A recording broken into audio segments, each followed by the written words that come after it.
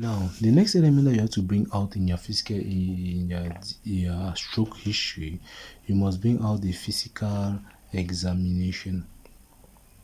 So now, how do you make a physical examination in a stroke patient? The physical examination is there in order for you to identify your diagnosis of stroke.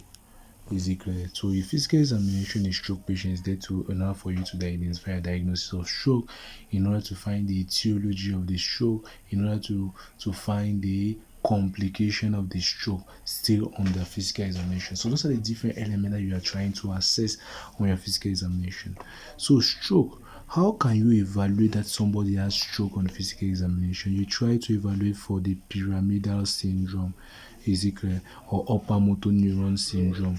And I've already said the elements of upper motor neuron syndrome on the past element that we have seen in history.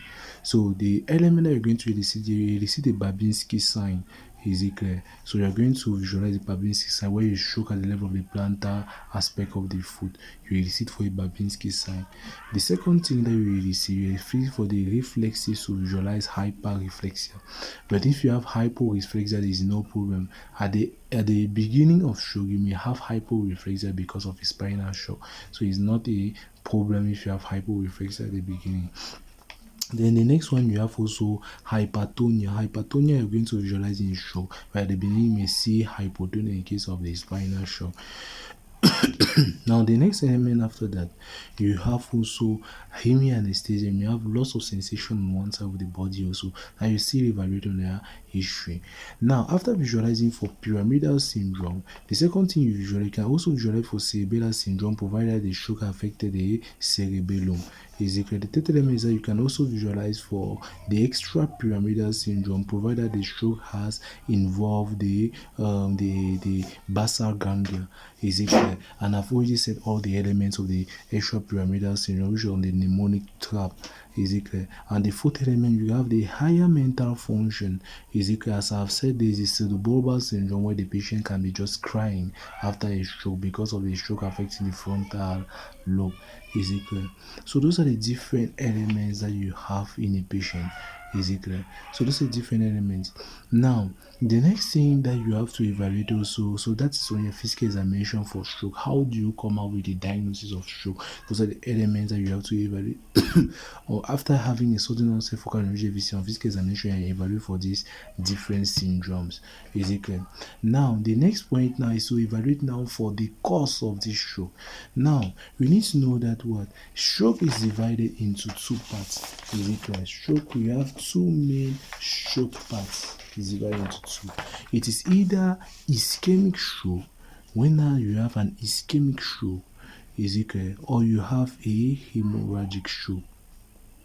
Now the question is, how can you identify each of them on your physical examination?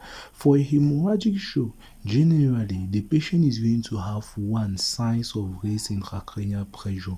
Is it clear? So that's the first element the patient is going to present when he has a hemorrhagic stroke, signs of raised intracranial pressure. The second element that the patient with hemorrhagic stroke is going to present is that he is going to have reddish eye or erythematous. So the patient has erythematous sclerae. Is it clear? Erythematous sclerae, meaning that the sclerae are very red. So the patient has erythematous sclerae.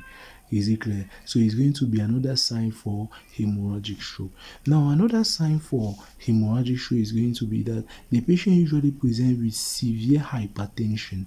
Is it clear? They can present with a grade 2 to grade 3 hypertension. Is it clear? They present with severe hypertension. So generally, these three elements can make you think that it is hemorrhagic stroke, but you need to confirm first with a CT scan before going to the management.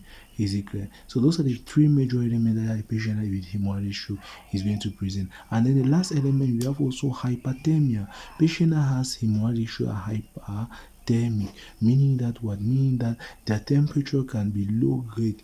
Is it clear? They have low grade hyperthermia, that is a temperature of less than or equals to 8.5, but it's going to be greater than 37.5, is equal to hyperthermic. So those are the different elements is equal that you can have in case of a hemorrhagic shock. Now, in case of an ischemic shock and for a subarachnoid hemorrhage, provided that the patient has a subarachnoid hemorrhage, in addition to this, the patient is going to have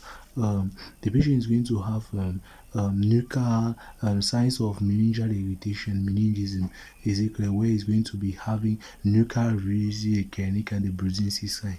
Now, for ischemic shock, generally the patient is going to have one, is equal. So the patient usually in ischemic shock, they are cold. Is it clear? They are cold. They don't have a reddish sclerae. Is it clear? They are cold. They don't have a reddish sclerae. Is it clear? No reddish sclerae. Is it clear? And then they have atherosclerotic risk. Is it clear? Generally, these patients have cardiovascular risk factors. Is it clear? They are cold, they are not having this characteristics, they are not warm, they are more cold in character in ischemic shock. So those are the different elements that you can need to guess that it is more of ischemic than hemorrhagic. Now, the elements still on physical examination, still for ischemic shock, how can you evaluate on physical examination that this patient is having an atherosclerotic mechanism? Is it clear? So if you want to evaluate for an atherosclerotic mechanism, you need to know that what. So in order for you to evaluate for an atherosclerotic mechanism, the patient, you should be here at the level of the carotid where you're going to hear carotid breaths like and that sound is going to be mostly related with the systole time. We are going to hear during systole, and during diastole we are going to hear nothing. Is it clear? Those are carotid breaths.